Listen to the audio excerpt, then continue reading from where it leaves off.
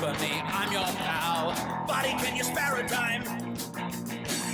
A lot of people really are trying to figure out why the United States has such a large number of homeless people on the streets.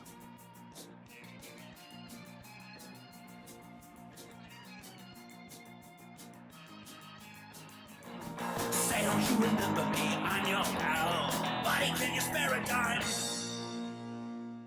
My name is Ben DeSoto, and I'm a photojournalist. Born in Houston and worked at the Houston Chronicle for 25 years. I'm very pleased with my time there, and love this city, and love this country, and love people in general. The QStorms Reform is a poverty solutions documentary movie. I'm real pleased with the stories. The court reform story, the healthcare reform story, and the medical care reform stories are having a huge impact on people's lives, homeless people, people who are living on the streets or been close to being on the streets. When I started at the Chronicle, I was 22 and I was the youngest one on the staff, and the annual It's Cold, We're the Homeless story, and I got the assignment, and I got to go to the Star of Hope, and it just kind of like stepping back in time. What I saw reminded me of what I had read in school about Jacob Riis and how the other half lives. Too many of our policies are being influenced by trying to sort out deserving and undeserving poor. You know, that type of mindset is, I think, very, it's poisonous. It's like going to someone who's floating in the water in a life vest. They've just abandoned a ship that had sunk, and you come passing by and you go, oh, hey, just go ahead and pull yourself up out of the water. If anyone's been in the water, you know that's pretty hard to do. Or you see them bobbing and you go by and you go, well, if you just keep going in that direction, eventually you'll get the shallows and you can walk yourself out. The reality is that when people are in trauma and people are on the streets or are facing the crisis on the streets, they need help. But the problem is that demand outweighs supply. There's not enough opportunities for work that provide housing, and people have medical care and medical needs. They're not getting that. And they're making it difficult because there's these policies trying to criminalize or trying to sort deserving and undeserving poor. Again, we go all the way back around. And we've got to sort this out. We've got to make some choices and decisions. And the best way to do that is with good information. So the QStorms Reform is at its heart a continuation of my photojournalism work. The reason I chose to work in film because of the impact of the material and the medium.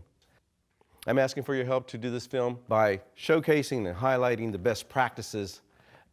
I feel it serves a better purpose than muckraking. I'm asking for your help to do this film because in muckraking you can point out a problem and kind of just break it down that way, but if you show the best practices, it forces everyone to go, why aren't we doing that? Why don't we have that in community? Why aren't we starting that?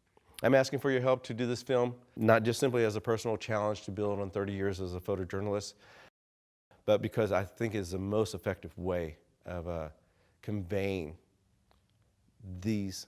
You need the water? How you doing? More than just reforms. I mean, these are people just living their lives, doing things because they care about people. And there's something going to be really magic about being able to capture that and putting it on a film and letting people see that. Because it puts it in the realm of reality. They'll be able to see people who care, who haven't given up, have found creative solutions to solve some of the most entrenched problems that we have, not just in our generation, but for generations. I'm asking for your help to do this film. When people have information, they can make informed decisions, and they can make a public opinion that's going to impact public policy. Getting these stories out, sharing these narratives, showing the impact of these reforms, especially in contrast to the tragedies of Ben White and Judy Pruitt and her daughter Antoinette.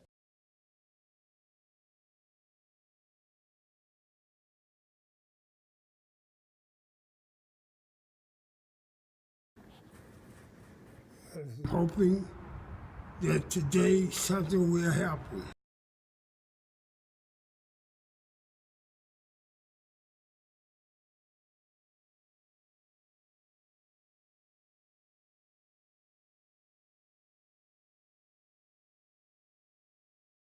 Today I was served an eviction, and now I'm not discouraged. I'm not giving. Will help people to really understand what's going on.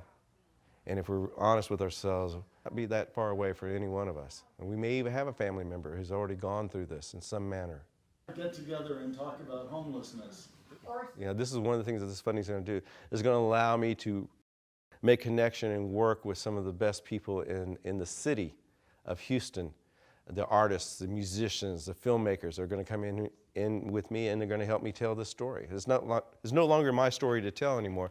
It's going to become our story to share. And I'm real excited about that.